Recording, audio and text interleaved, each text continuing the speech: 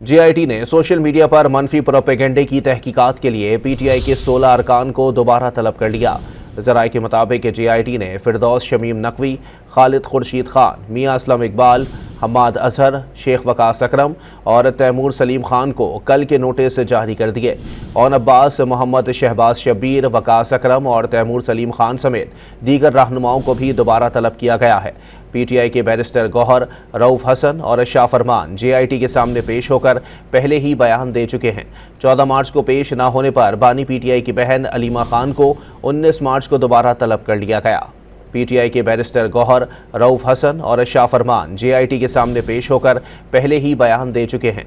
14 मार्च को पेश न होने पर बानी PTI की बहन अलीमा खान को 19 मार्च को दोबारा तलब कर लिया गया।